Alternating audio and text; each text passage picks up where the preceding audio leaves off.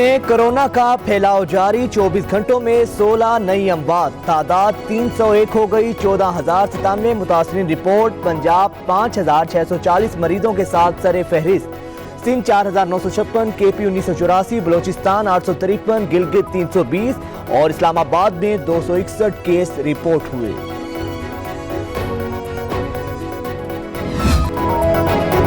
دنیا بھر میں کورونا کیسز کی تعداد 30,64,000 ہو گئی، 2,12,000 اموات۔ امریکہ میں 57,000 اموات ہو چکی، قبرستانوں میں جگہ کم پڑ گئی۔ اٹلی 27,000 ہلاکتیں، اسپین میں 24,000 لوگ لقمہ اجل بن گئے، برطانیہ میں 21,000 افراد جان سے گئے۔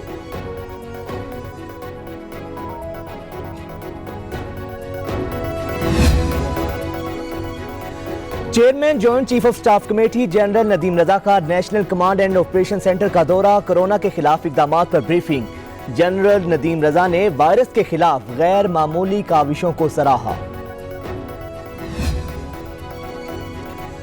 سندھ کابینہ سے کورونا ریلیف آرڈیننس منظور، اسکول فیس میں 20% کمی، یوٹیلیٹی بلز اور کرایوں میں رعایت دی جائے گی۔ نجی سیکٹر کسی ملازم کو نوکری سے نہیں نکالے گا، تنخواہوں کی ادائیگی یقینی بنائی جائے گی۔ آرڈیننس منظوری کے لیے گورنر کو بھیج دیا گیا۔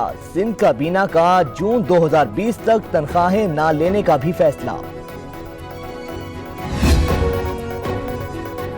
وزارت اطلاعات میں بڑی اکھاڑ پچھاڑ، معاون خصوصی فردوس آشی کوان کو عہدے سے ہٹا دیا گیا۔ شبلی فراز وفاقی وزیر اطلاعات تعینات، lieutenant general retired Asim Saleem Bajwa وزیر اعظم کے معاون خصوصی برائے اطلاعات مقرر۔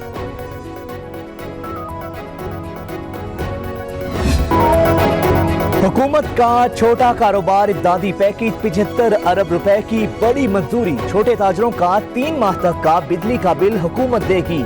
چھوٹی دکانیں، درزی مارکیٹیں اور چھوٹی صنعتیں شامل 35 لاکھ افراد مستفید ہوں گے۔ وفاقی وزیر حماد اظہر کہتے ہیں وزارت صنعت اور احساس پروگرام مل کر پورٹل بنائیں گے۔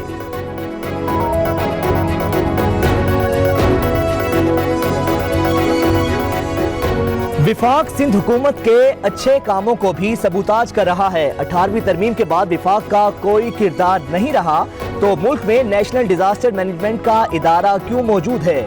پہلی بار وفاق اور وزیر اعظم صوبوں سے لا تعلقی کر رہے ہیں۔ بلاول بھٹو کا برطانوی نشریاتی ادارے کو انٹرویو۔ 18ویں ترمیم کی جو اہمیت ہے، افادیت ہے، اس سے کوئی انکار نہیں کر رہا۔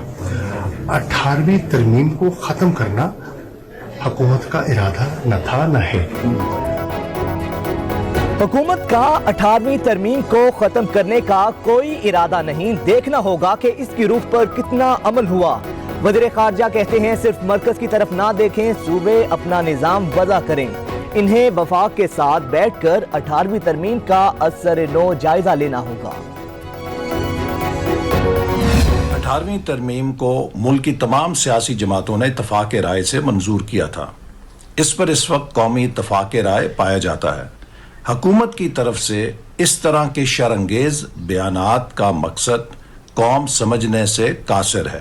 حکومت کی اسی قسم کی پالیسیاں مسلسل قوم کو منتشر کر رہی ہیں، قوم کے اتحاد میں دراڑیں ڈال رہی ہیں، جس سے ہماری قومی یکجہتی کو اور قومی صلاحیت کو نقصان پہنچ رہا ہے۔ وفاق اکائیوں کو جمع کرنے کی بجائے نفرت پھیلا رہا ہے۔ حکومت کی 18ویں ترمیم پر محاذ کھولنے کی کیا منطق ہے؟ متفقہ دستاویز پر چھیڑ چھاڑ سے نئے تنازعات جنم لیں گے، رہنما نون لیگ احسن اقبال نے خبردار کر دیا۔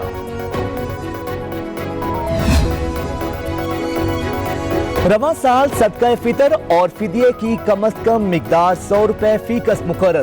چیئرمین رویت ہلال کمیٹی مفتی منیب الرحمان نے اعلان کر دیا، جو مسلمان جو کھجور کشمش پنیر کے حساب سے فطرانہ ادا کرنا چاہتے ہیں ان کے لیے نصاب بھی بتا دیا۔ حکومتی اعلان کے باوجود نادرا سینٹرز نہ کھل سکے، امداد سے محروم شہریوں کا احتجاج، گھروں میں فاقے پڑ چکے، کبھی احساس کفالت سینٹر تو کبھی نادرا سینٹر بھیجا جاتا ہے۔ حکومت متبادل پالیسی بنائے، شہریوں کا مطالبہ۔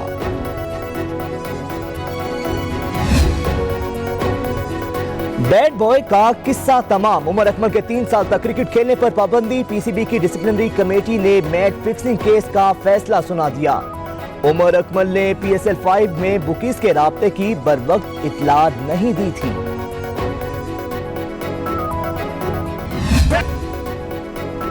और न्यूजीलैंड ने कोरोना को शिकस्त दे दी। वज़ीर-ए-आज़म जसिंडा आर्डर्न ने जंग में फतह का ऐलान कर दिया। उनका दावा है कि न्यूजीलैंड में कोरोना के तमाम मरीज सेहतयाब हो चुके हैं। वायरस का खात्मा हो चुका, लॉकडाउन में भी नरमी कर दी गई।